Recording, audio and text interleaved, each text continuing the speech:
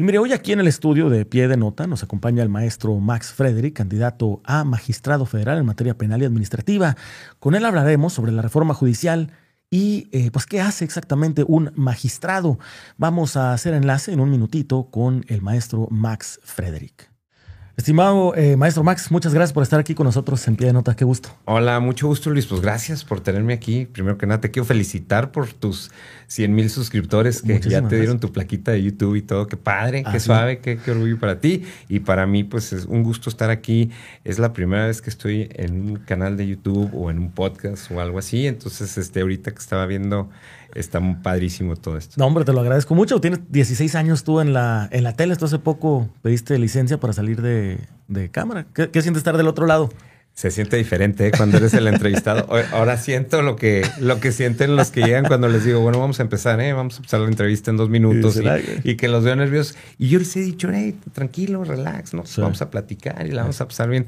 Pero ahora entiendo por qué el otro se El otro pone lado. nervioso, porque pues te están viendo muchísima gente y pues, tienes que dar lo mejor de ti, ¿no? Entonces ahí, ese es el nervio que yo creo que sienten, ¿no? Cuando van a dar una entrevista. Claro. Pero pues contento de platicar aquí con todo tu auditorio y tu teleauditorio. Perfecto, Max. Pues te lo agradezco mucho. La verdad es que, a ver, hemos hablado toda esta semana, la semana pasada también, sobre el tema de la reforma judicial. Hemos tenido algunos invitados, algunos asociaciones civiles que están como vigilando los perfiles. Y a ver, es polémica la elección, esta reforma. Es polémica. Me gustaría empezar, primero que nada, antes, para quien no te conozca, que nos cuentes tu experiencia. Tienes muchos años en la tele, tienes mucha experiencia como docente, pero aparte eres abogado. Sí, bueno, mira, yo estudié la licenciatura en Derecho en el Instituto de Ciencias Sociales y Administración de la Universidad Autónoma de Ciudad Juárez. Egresé como licenciado en Derecho en el 98. Hice mi examen profesional. A mí todavía me tocó hacer examen profesional con 3 sinodales. Y mi tesis fue el amparo directo ante los tribunales colegiados de circuito. Te puedo decir y te puedo presumir que me dieron honores en mi examen profesional. Luego entré a trabajar a la presidencia municipal, pues estaba chavito, recién egresado como abogado. Lo que quería era empezar a trabajar, ¿no? Ganar dinero, pues, porque pues para eso vamos a la escuela, para tener un trabajo y pues para tener ganancias, ¿no? Entré con la presidencia de Gustavo Elizondo, era el presidente municipal. Entré ahí como asesor jurídico del secretario del ayuntamiento. Allí aprendí mucho porque el secretario del ayuntamiento es notario público, entonces ellos son muy estrictos con la escritura y con los temas jurídicos. Me aventé ahí como 1 año y medio más o menos y luego entré a recaudación de rentas. Ahí me ofrecieron ser director jurídico de recaudación de rentas. Ahí vi muchos temas fiscales. Pues ahí se cobraban lo que es el pago del impuesto sobre tenencia, cuando te cobraba la tenencia por un vehículo. Y luego recaudación de rentas tenía un convenio con el SAT, donde les mandaba requerimientos de pago a los que no cumplían con las obligaciones fiscales. Entonces ahí vi mucho fiscal y dije, me voy a meter una maestría en fiscal. Y la Universidad Autónoma de Ciudad Juárez se juntó con la UNAM y con el ITAM de México y organizaron una maestría en Derecho Fiscal. Pero haz de cuenta que la instalación era en Juárez. Las instalaciones la puso la Juárez J, pero los maestros los puso la UNAM.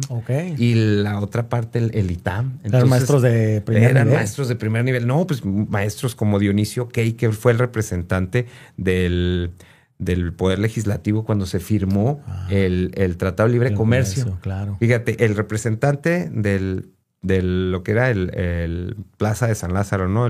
Lo que eran la Cámara de Diputados, el que representó a México era mi maestro. Él fue mi maestro. Otro maestro que tuve que me dio Derecho Constitucional Fiscal era el Procurador Fiscal del Distrito Federal en ese momento.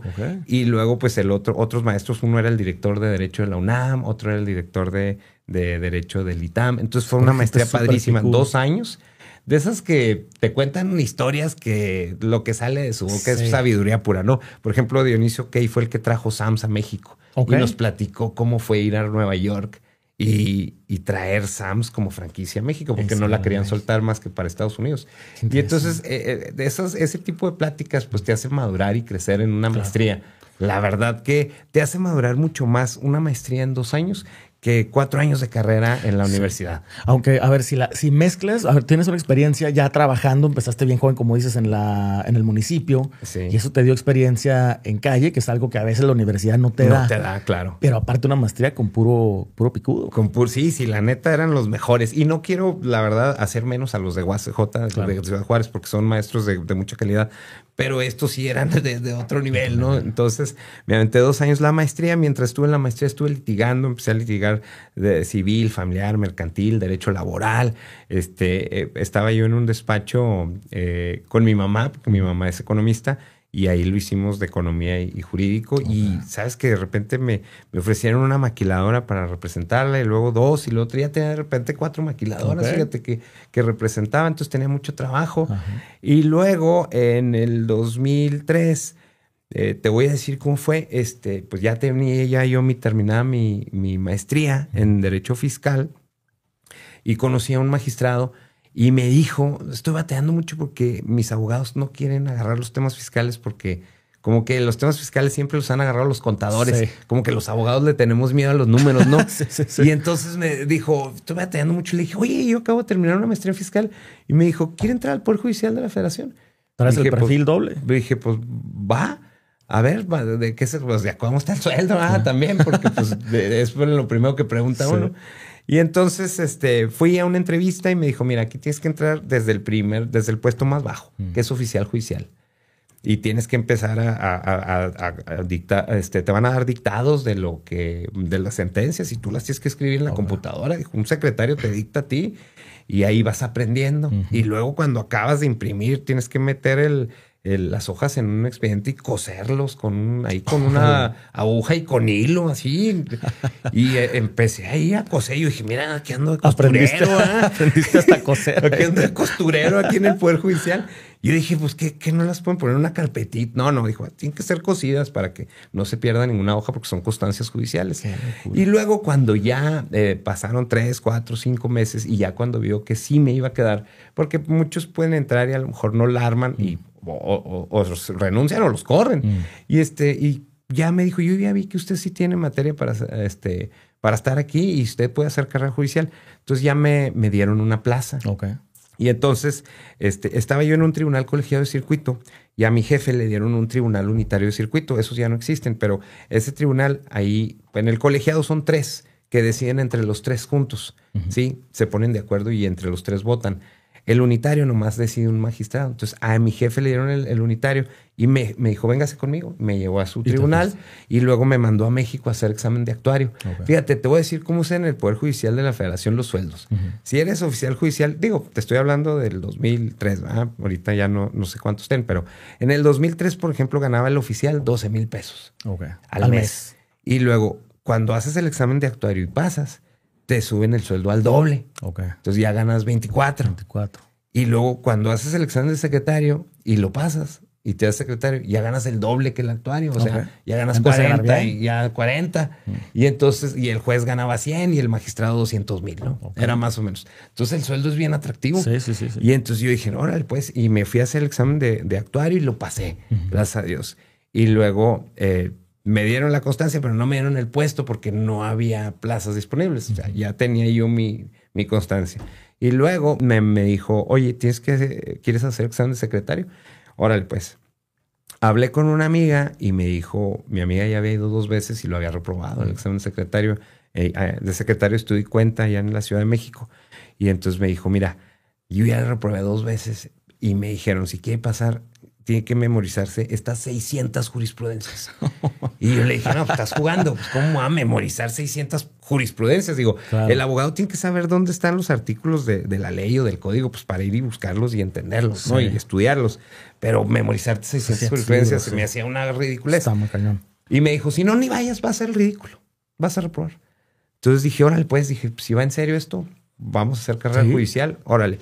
Y haz de cuenta que dejé de ir al cine, a restaurantes, todo. Iba yo a tribunal a trabajar y regresaba a mi casa y me puse a estudiar. Durante 3 meses me encerré sin salir a ningún lado. Me fui a México a hacer el examen. El examen empezó a las 9 de la mañana y se acabó a la 1 de la tarde. Fuimos más o menos como 11 personas de Ciudad Juárez, de aquí del Poder Judicial de la Federación. Del tribunal donde yo estaba fuimos 4. nomás yo pasé. Nada más tú quedas. De todos los que fuimos de Juárez, nomás yo pasé. Pues es que te voy a decir una cosa. Todos los que fueron conmigo que reprobaron, ahorita todos son jueces. ¿A poco? Menos yo, que sí pasé el examen. ¿Por qué? No. No, porque ahí te va. Porque, bueno, ya cuando pasé el examen de secretario y me dieron la oportunidad de proyectar sentencias, ahora sí, y estuve proyectando muchas sentencias, muy padre, una experiencia padrísima porque aprendes mucho y porque el magistrado con el que yo estaba, él fue cuadro de honor de la Universidad de Saltillo y era brillante y era muy, muy inteligente. Él me enseñó que la jurisprudencia te puede ayudar a las personas, o sea, te puede ayudar a ti a que resuelvas diferente de lo que dice la ley. Hay muchas lagunas legales en las leyes y en los códigos. Y a veces en la misma Constitución hay dos, tres cositas que no. Y en la jurisprudencia son casos que ya se celebraron y que ya se juzgaron, que pueden ser casos similares al que tú estás viendo. Entonces correcto. Puedes agarrar ese caso y aplicarlo porque ya está elevado a jurisprudencia, ya lo puedes usar. Entonces me aventé ahí 5 años. Y luego el magistrado con el que yo estaba, de repente me quisieron mandar fuera de aquí y en ese momento yo no me quería ir de Juárez. Y la verdad es que pues no me quise ir y pues preferí renunciar porque pues si no te vas, o sea, tienes que, cuando trabajas en el Poder Judicial de la Federación te dicen, aquí puede trabajar donde se le requiera y si a usted se le requiere en otro lado, pues tiene que ir. Se tiene que ir. Entonces dije, no es mi momento y renuncié. Me fui a la Universidad Autónoma de Ciudad Juárez. Me encontré al rector en una fiesta, fíjate, y le dije, oye, qué padre que ya eres rector. Entonces me dijo, pues tú qué padre, eres secretario, estoy cuenta, pues tienes abogado. Le dije, ¿sabes qué? Ya no estoy muy a gusto ahí, así que si me puedes dar oportunidad, te aceptaría, más que gano muy bien. Y pues por eso no se salió uno, ¿eh? Porque cuando tienen un buen sueldo dices, pues ¿dónde te lo vas a? Te casas con el sueldo, pues. Y él, me dio la oportunidad, a los 3 meses de que me lo encontré, me habló su secretario particular y dice, el rector pues, le está ofreciendo un puesto aquí en la universidad como coordinador de relaciones públicas. Había una coordinadora general que era Gaby Acosta, con la cual trabajé súper a gusto con ella y con el ex rector Jorge Quintana Silvera, a los cuales les mando un saludo porque los quiero mucho a los dos, porque fueron muy buena onda conmigo.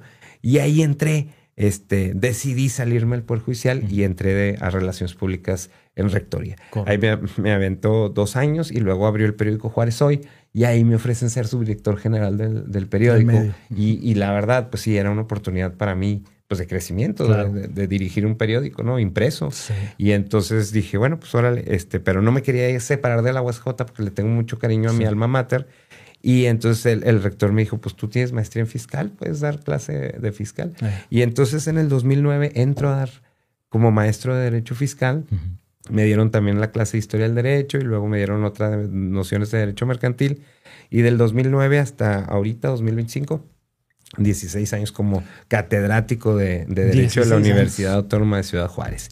Y luego en el mismo 2009, cuando entré al periódico, como estaba empapado de noticias, se me presenta la oportunidad de dar las noticias en Canal 5. Y ahí es cuando me voy a Canal 5 y voy a prueba un mes, porque me dijeron, pues vengas a prueba un mes. Porque el dueño era el que daba el noticiero estelar. Dijo, va a estar con el dueño y si pues a él le gusta acomodar las noticias bien y si no, pues él te va a dar avión, ¿verdad? Porque es muy celoso de su noticiero. Claro. Y entré un mes a prueba, se portó muy buena onda conmigo. Medio serio al principio, ¿verdad? Pero porque te digo, es muy celoso de su espacio. Pero luego me permitió que a veces no estar de acuerdo con él. Correcto. Y él me decía, no, es que esto se tiene que hacer así.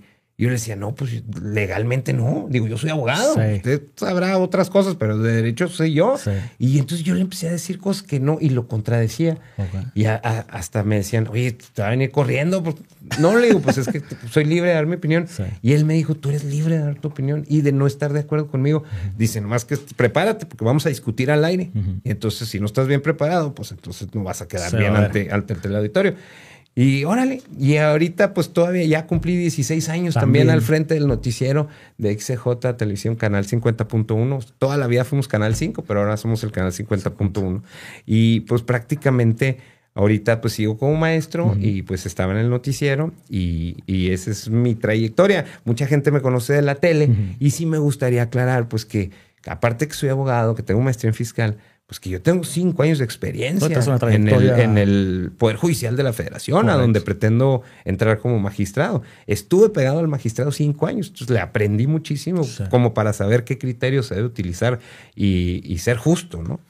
Max, ¿cuál es, por qué a ti te interesó ahora participar? A ver, antes creo que de entrada ni siquiera se podía. O sea, claro, esa es una posibilidad que se hizo con la reforma judicial. Claro. Antes, no sé, se heredaban, se pasaban los puestos. Era complicado entrar al claro, sí, era complicadísimo. Y te voy a decir una cosa, y te lo digo para que tú... Digo, porque yo sé que este es un espacio noticioso y todo tu teleauditorio le interesan las noticias. Siendo claros y siendo honestos, esta reforma judicial se la deben a la prepotencia de los ministros de la Suprema Corte de Justicia de la Nación. Y te voy a decir por qué. Porque Andrés Manuel López Obrador, como presidente de los Estados Unidos mexicanos, batalló con algunos contribuyentes que están amparados por la Corte.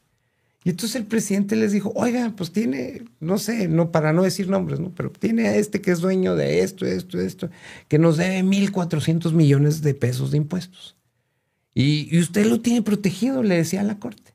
Y los ministros de la Corte, como si fueran dioses, omnipotentes, prepotentes, le dijeron, miren, nomás que usted es presidente del Ejecutivo.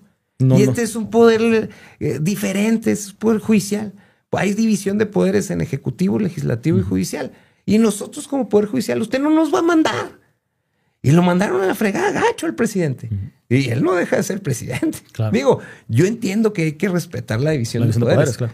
Pero también él decía, mire, hay 4 o 5 contribuyentes que deben cada uno entre 1,000 y 1,500 millones de pesos. ¿Por qué los protegen a ellos? ¿Por qué la mayoría de los ciudadanos que tienen, una empresa pequeña o que son contribuyentes cumplidos, a esos son a los que tenemos cautivos toda la vida? Sí. Esos son los que están pague. Y esos no los perdonan. Y los grandotes, ¿por qué a esos sí les perdonan? Ese fue el coraje del presidente.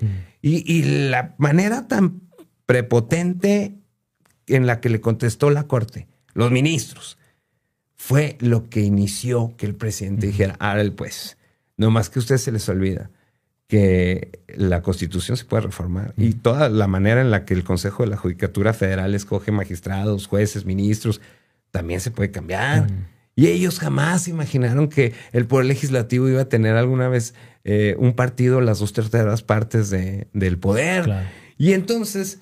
ellos son los que propiciaron esta reforma, con esa respuesta que le dieron al Ejecutivo. Y entonces ahora, pues todos lo que es magistrados y jueces, pues a sus jefes de la Corte, a los ministros, a ellos les deben esta reforma.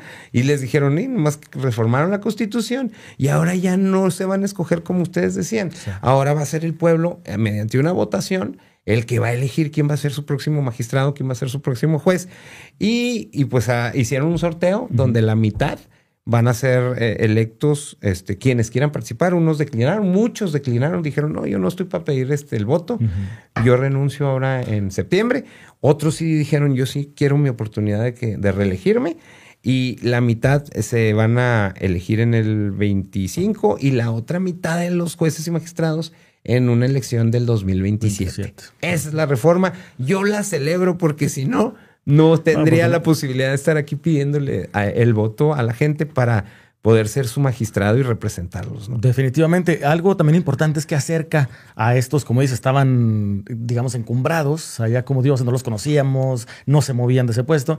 Y ahora, como hay que pedir el voto, pues empieza a acercar a la gente los puestos que pretenden ocupar allá arriba. Digo, eso es importante, que estén más cerca de la gente. Sí, y la verdad es que también hemos tenido, fíjate, te voy a ser honesto, porque a mí, en honor a la verdad, yo conozco jueces y magistrados que son excelentes juzgadores, pero que no nada más saben aplicar el derecho, sino que son comprensivos, que sí tienen un trato humanitario con la gente. Yo conozco magistrados y jueces que son excelentes, pero también conozco magistrados y jueces que son pésimos, que son pésimos en su criterio jurídico y que son pésimos en el trato con la gente, con los abogados y con su mismo personal. Correcto, que están en esa silla por las razones equivocadas. Oh, no, mira, a mí me tocó ver un caso de una magistrada, digo, yo no trabajé con él, pero compañeros de otro tribunal trabajaban con una magistrada que les aventaba los expedientes al suelo y le decía, usted está tonto, usted tiene lechuga en el cerebro. Pero fíjate por qué lo hacía. Para que renunciaran y meter a sus conocidos ahí.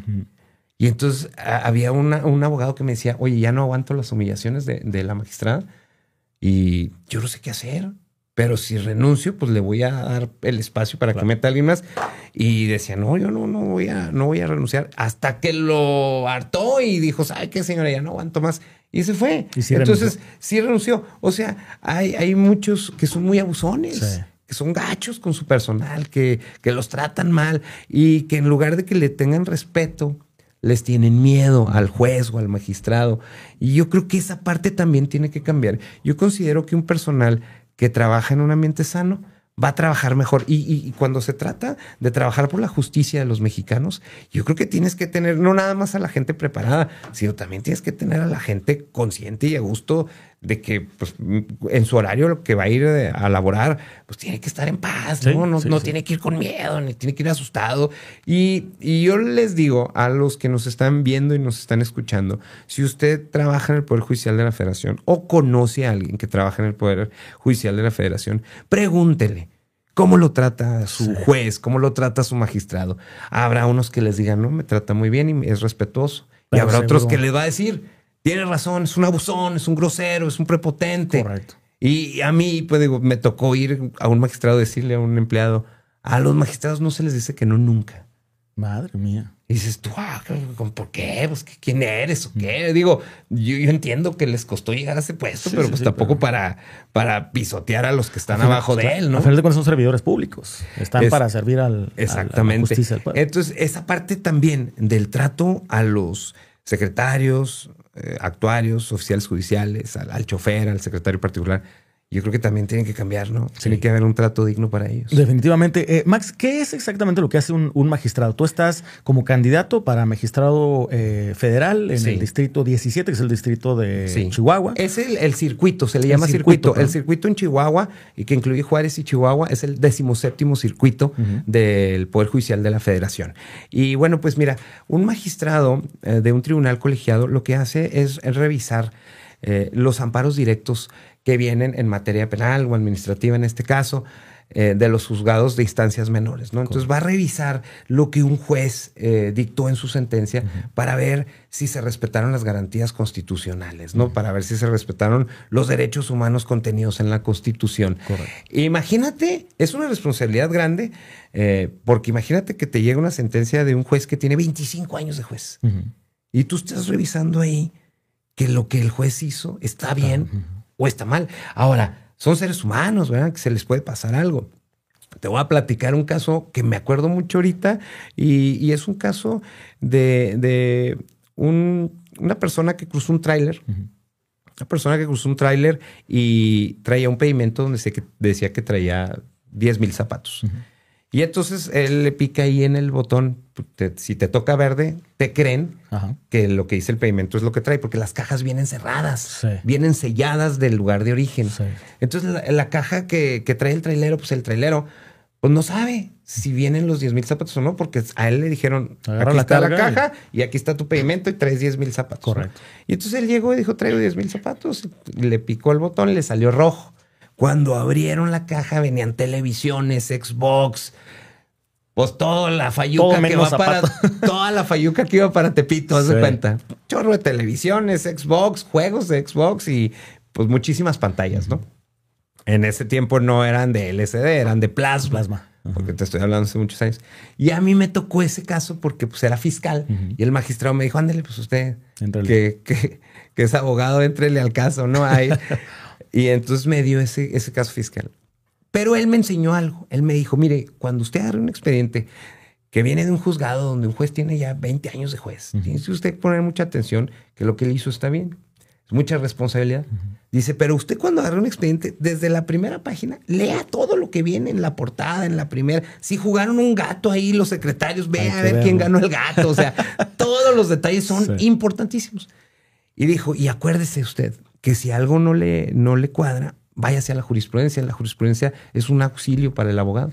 Y entonces dije, órale, pues, total, que ya empecé a ver. Y el administrador de la aduana fue el que, pues, cuando le dijeron, oiga, pues no trae zapatos, trae televisiones, trae esto. el administrador de la aduana tiene que poner una denuncia en la entonces Procuraduría General de la República, ¿no? De que pues hay un delito que se está cometiendo que es contrabando, ¿no? Y entonces ya él puso la denuncia, lo sentenciaron, le dieron 15 años de cárcel porque dijeron pues trae contrabando, está más que clavado, ¿no? Pero resulta que cuando yo estoy viendo, cuando veo cómo se acredita la personalidad del administrador de la aduana, era como un 7 de enero. Pues hace cuenta que yo vi cuando él presenta su carta donde acredita su personalidad, que él dice, yo tal como administrador de la aduana, me nombro a mí administrador de la aduana. Y yo, caray, ¿cómo? Siempre un nombramiento, según lo dice la jurisprudencia, debe de venir de una autoridad superior. O sea, el secretario de Hacienda en México les da un nombramiento a sus directores de las aduanas en las fronterizas, en los puertos fronterizos, ¿no? Y en los puentes fronterizos. Entonces, es el secretario de Hacienda quien le debe dar ese nombramiento al director de la aduana y decirle, te nombro director de la aduana. Correcto. Pero como el nombramiento es del 1 de enero al 31 de diciembre y había sido un 6-7 de enero, se les pasó las vacaciones y no les mandaron nombramiento por ese año nuevo. Entonces él mismo se nombró nuevo administrador.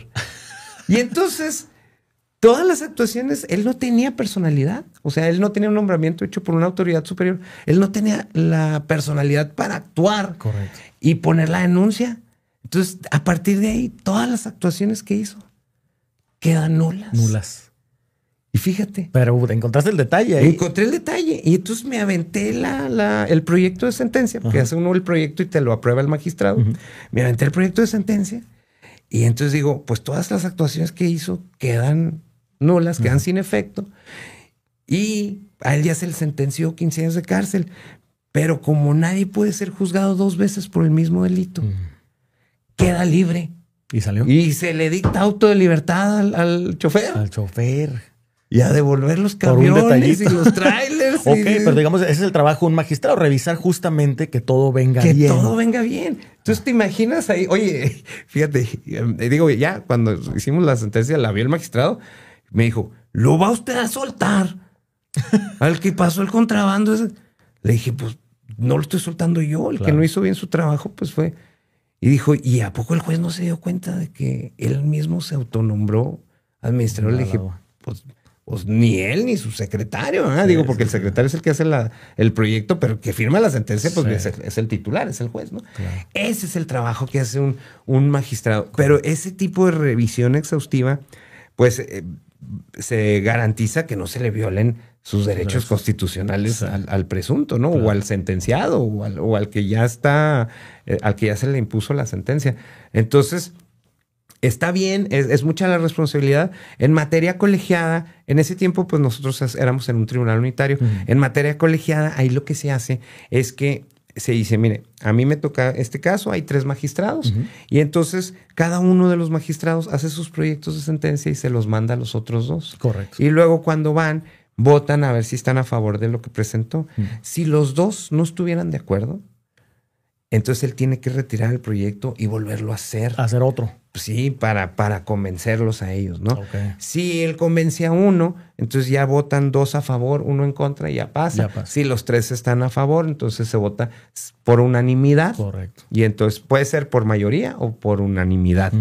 Ese es el trabajo en un tribunal colegiado de circuito. Ahí está más padre que cuando estás solo, porque pues ahí se dan las opiniones de los 3, ¿no? Y entre 3 pueden, si los 3 están de acuerdo, quiere decir que no hay ninguna duda que todo está bien. Sí. Si 2 estuvieran en desacuerdo con el proyecto, pues ahí te están diciendo, oye, 2 personas te estamos diciendo que no estamos de acuerdo porque algo estás haciendo mal, ¿no?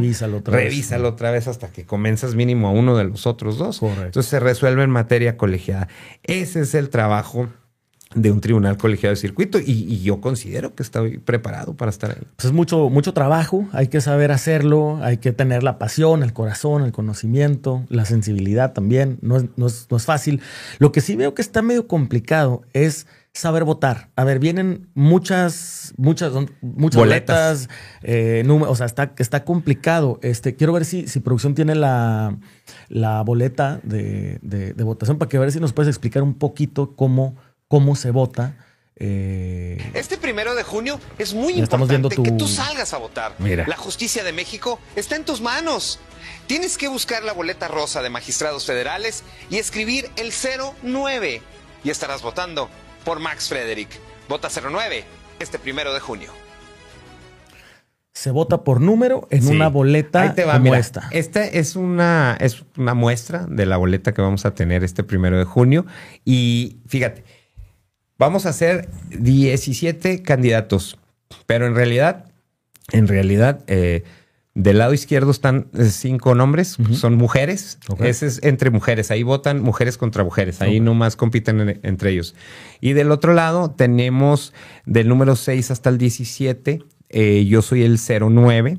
De mi parte, hay que escribirle en la parte de arriba, en el cuadrito, el 09 para que estén votando por Max Frederick o Frederick Lozano Max. Yo nada más voy contra otro, o sea, yo nada más estoy compitiendo contra otra persona, otro aspirante, otro candidato que está él en la capital del estado, él está en Chihuahua, él es el actual magistrado. Ok. Él es el actual magistrado. Mi competencia nomás es él. El que ya Fíjate, tiene... y para mí es un honor haber terminado evaluado en el comité de evaluación del Senado de la República. Correcto. Que termináramos él y yo igual de evaluados, ¿no? Sí. Porque él es el actual magistrado. Yo no lo conozco, yo no sé quién es él, pero él es de Chihuahua, yo soy de Juárez, y entonces pues le voy a pedir a la gente que pues vote por alguien de Juárez, porque claro. Yo te preguntaría a ti, si tú eres de Juárez, ¿tú crees que en Chihuahua votarían por ti? Probablemente ¿Cómo no. son? Probablemente no. No, van a decir nomás por ser de Juárez. A la gente de Chihuahua Capital, si me fueran a votar a mí de Juárez, no votarían de mí porque soy de Juárez. Sí. Porque ellos dicen, no, pues queremos a alguien de Chihuahua. Claro. Entonces, ahora le digo a la gente de Juárez, por favor, vote por alguien de Juárez para que lo represente alguien de Juárez, porque en Chihuahua no votarían por nadie de Juárez. Sí. Nunca lo han hecho. Y ahora en Juárez, pues, ¿por qué vamos a votar por alguien de Chihuahua? Sí. No, pues ahora hay que votar por alguien de Juárez que conozca, que tenga la identidad juarense, que conozca a la gente de Juárez, que conozca los problemas. Mira, yo estos 16 años al frente del noticiero he tenido muy de cerca la problemática que se vive en Ciudad Juárez. Los problemas de inseguridad, los problemas de todo tipo, que han manchado incluso el nombre de nuestra ciudad. Yo lo he visto muy de cerca, lo he tenido aquí de primera mano, porque tenemos las fuentes, porque tenemos a los reporteros que traen los reportajes y que traen las pruebas de lo que se está dando en una nota, en una noticia. Entonces yo tengo el conocimiento de cómo ha operado Ciudad Juárez en los últimos años y conozco los problemas que aquejan a la comunidad y también sé cuáles podrían ser las posibles soluciones. Yo como abogado, y pues yo nunca he sido político, te tengo que decir, nunca he pertenecido a ningún partido político. ¿Nunca has hecho campaña? No, en mi vida había hecho, no hombre, las campañas esas se las dejaba yo a mi hermana, porque mi hermana es la que sí le gusta la política. Sí. Y luego cuando yo estaba joven me dijeron, oye, ¿no quieres entrar al PRI? Y yo les dije, ¿sabes qué? Sí tienen cosas buena onda los del PRI. Pero también tienen otras que están bien pasados, ¿no? O sea, tienen toda la fama de corrupción de tantos años que no soltaban el poder, que pues es imposible no verla.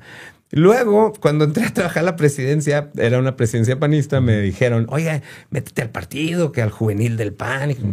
Y sí vi cosas que me gustaron, padres del PAN, que también tienen cosas padres.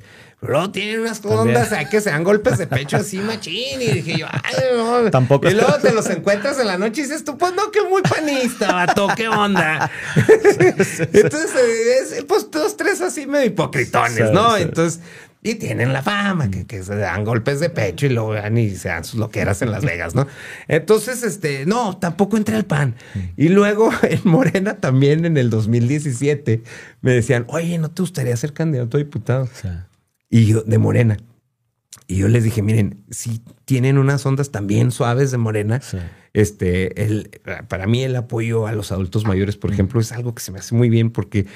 Ya en buena onda, alguien de 65 años y llega aquí y te pide trabajo, tú vas a decir, oh, usted quiere Medicare, ¿verdad? O sea, digo, la neta, pues, alguien ya grande. Está muy difícil de conseguir empleo. Le aquejan sus problemas cardíacos o no sé. ¿Quién le da oportunidad a los mayores de dar trabajo? Nadie. Correcto. Ya de los 65, 70 años nadie les da nada, ¿no? Entonces ya viven de lo que les dan los hijos y si tienen hijos buenos y agradecidos porque otros los tiran a león. Y ese apoyo que se les dio, a mí sí se me hizo padre. A mí sí me gustó. Yo sé que mucha gente dice, no, pues es que están comprando. Pues sí, pero pues ese dinero estuvo ahí muchos años y ningún otro presidente lo hizo. Sí. Y ahora lo critican porque lo hizo Entonces, pero se está ayudando a la gente. Sí. Y muchos dicen, sí, pues está comprando votos, pues a lo mejor, pero los están ayudando y ellos con esa lana compran mandado. Pero también tienen otras ideas izquierdistas así medio liberales, así que se van al extremo, que también no comulgó mucho con ellos. Entonces tampoco entré. Tampoco. Y luego cuando me dijeron, oye, que éntrale de candidato a diputado.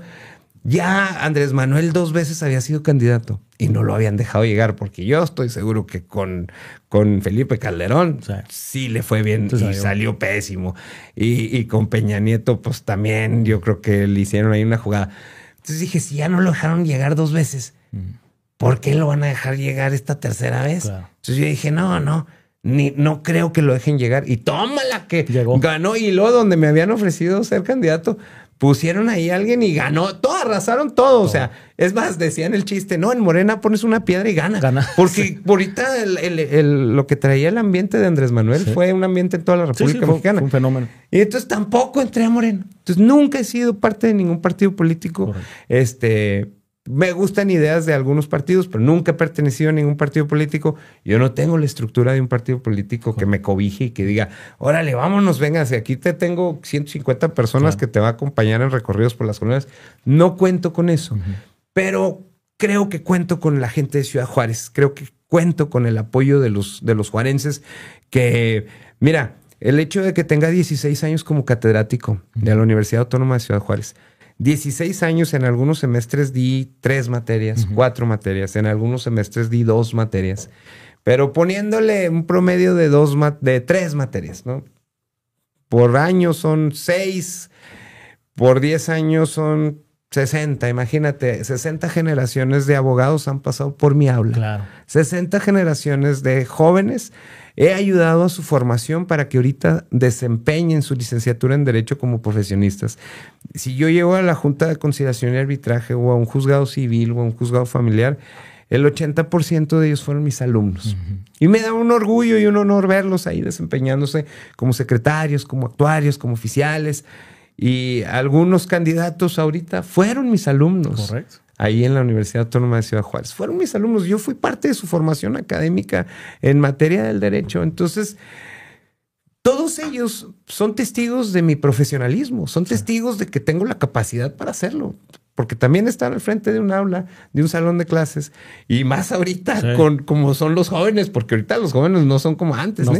Antes llegabas tú y calladito. Y si el profesor decía algo, pues casi te daban un reglazo, ¿no? Y ahorita ya el alumno conoce más sus derechos y es un poquito más despierto. Y qué bueno, ¿no? Porque también con eso se acaban muchos abusos que se cometían antes en las universidades, porque pues los jóvenes llegaban y calladitos y usted la hace de tos y al que corren es a usted, ¿no? Ahora ya se defienden más los derechos de los jóvenes en las universidades y ya se les respeta sus derechos, y ya se les pone atención y se les toma en cuenta cuando tienen alguna queja, ¿no? O sea, cuando tienen alguna queja de algún maestro que pudiera ser irrespetuoso o que hiciera comentarios malos dentro del salón. ¿Sí me explico? Ahorita ya hay más cuidado y hay más protección para los jóvenes. Entonces, pues estar ahí al frente de esos 16 años de esos salones de clase también me hizo madurar a mí emocional y culturalmente, pero también me hizo conocer de cerca las necesidades de la gente. Mira, cuando estuvimos en la pandemia, cómo cambiaron las cosas. Yo era muy estricto. Sí, lo reconozco y a lo mejor muchos de mis exalumnos pasaron la materia, porque no los repruebo yo nomás califico.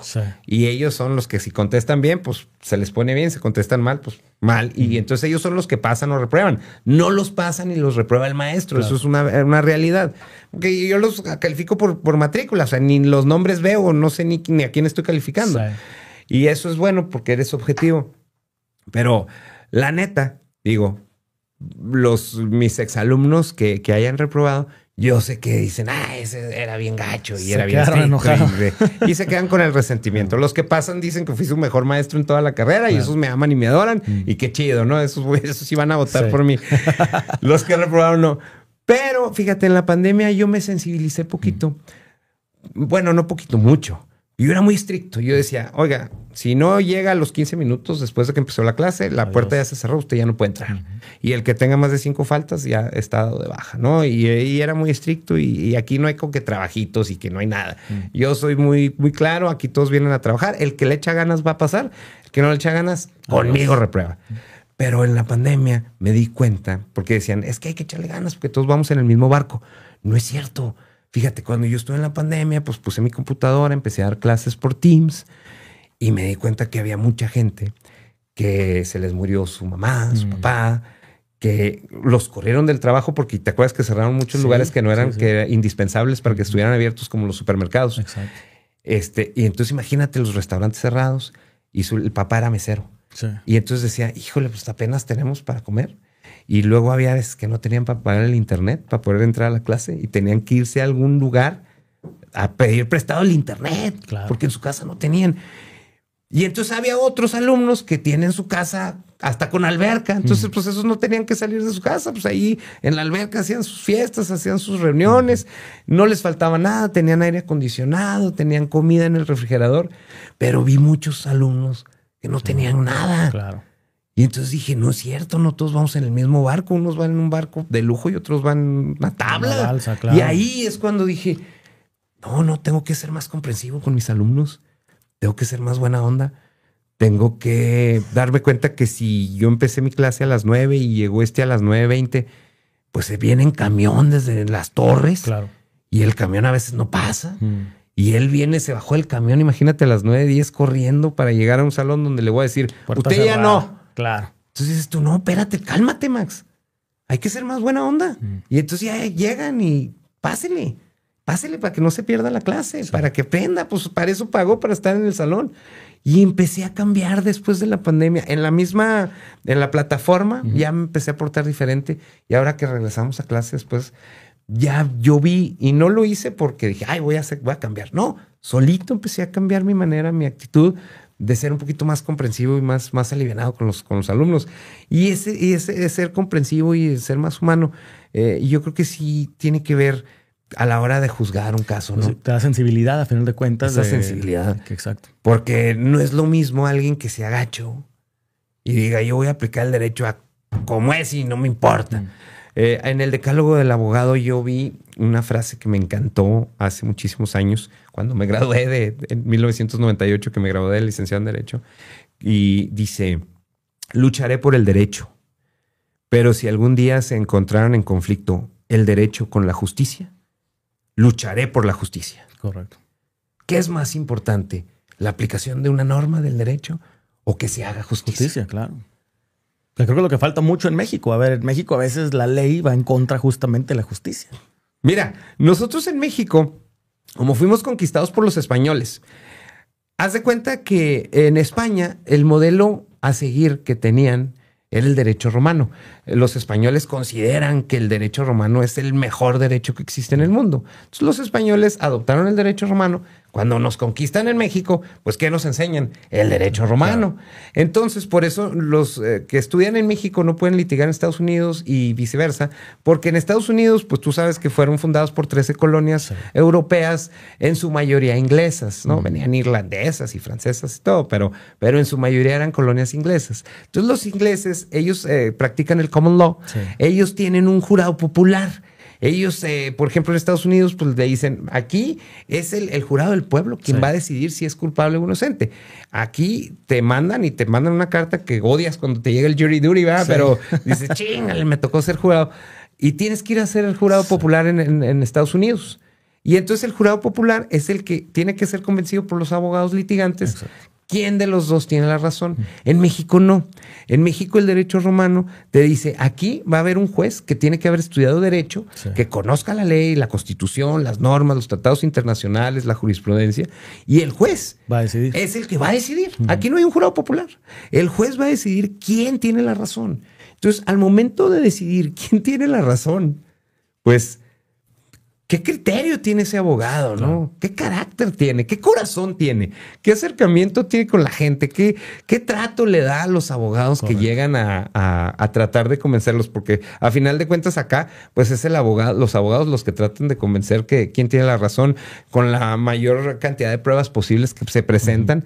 Al momento de evaluar esas pruebas, pues ahí es donde vas a decir, no, pues este tiene la razón. Claro. O sea, si te pagaron con un cheque y vas y cobras el cheque y no tiene fondos, pues ¿qué le buscas, no? Sí. Oiga, pues usted le entregó este cheque, sí. Pues no tenía fondos, pues ya. ¿Qué más le buscas, no? Oiga, no, pero pues es que me quedé sin dinero. No, pues sí, se quedó sin dinero, pero pues también él le debía, ¿no? Entonces, hay casos muy prácticos donde la interpretación de la norma, pues es bien fácil. Es un título ejecutivo, tiene aparejada ejecución, pues le van a embargar, ¿verdad? Porque pues este cheque no tiene fondos, le van a embargar bienes suficientes que cubran, o páguenle, o miren, vamos a conciliar. No tiene con qué, pues dele de a 500 por semana. Sí. A ver, ¿cómo ve que le dé 500 por semana? Pues de eso a que no le pague. Pues 500 por semana. Pues órale, ahí está. Va para un año para pagar, pero bueno, ya sé, o sea, ya dijo, a lo mejor no va a conseguir ahorita 50,000 pesos. Claro. Y no tiene de dónde sacarlos. Pero 500 sí consigue, sí. Pues de a 500. O sea, esa manera de conciliatoria que se tiene que tener con las partes, yo creo que se ha perdido mucho, ¿no? Han dicho, ya, hay tanto trabajo que no tengo tiempo para estar oyendo a este y oyendo al otro, ¿no? Sí. Ya decido yo. Esa parte yo creo que hay que reformarla. Hay una parte definitivamente de sensibilidad humana de los juzgadores. Max, quiero ser muy respetuoso de tu tiempo. Estamos terminando el espacio. ¿Hay algo más que quieras decirle al auditorio? Respetuoso, perdóname yo de tu tiempo. No. Me agarré tirando el chal contigo y se me hace que ya me pasé de lo que tenía yo programado. Perdóname. No te apures. ¿Algo que le quieras decir a la gente antes de despedirnos? Claro que sí. Pues la verdad quiero pedirles, por favor, su confianza. Quiero pedirles su voto. Necesitan escribir en la boleta de magistrados federales, porque recuerden que en esta elección se va a elegir tanto en materia federal como en materia local. Local me refiero al estado de Chihuahua. Entonces van a recibir boletas de la federación y boletas del estado. En la federal van a buscar, por favor, la boleta rosa, que es de magistrados de circuito. Magistrados de circuito es magistrados federales. Ahí, por favor, escriban en la parte de arriba, vienen 3 cuadritos, en el tercer cuadrito, escríbanle 09, por favor. Y denme la oportunidad de ser su representante. Escriban 09 en la boleta de magistrados federales para que voten por Max Frederick. Y les aseguro que les voy a cumplir y que voy a hacer lo mejor para que la justicia sea pareja para todos. Pues Max, muchas gracias por estar aquí con nosotros, que te conozca la gente. Aquí nos interesa que la gente empiece a conocer quiénes están participando, qué calidad de personas son, qué trayectoria tienen. Entonces, pues te agradezco el tiempo de haber estado acá con nosotros. No, yo te agradezco a ti, Luis, y ojalá que no sea la última vez que platicamos, que tengamos la oportunidad de platicar con el teleauditor. Claro que sí. Este es tu espacio. Gracias, Max. Gracias a ti.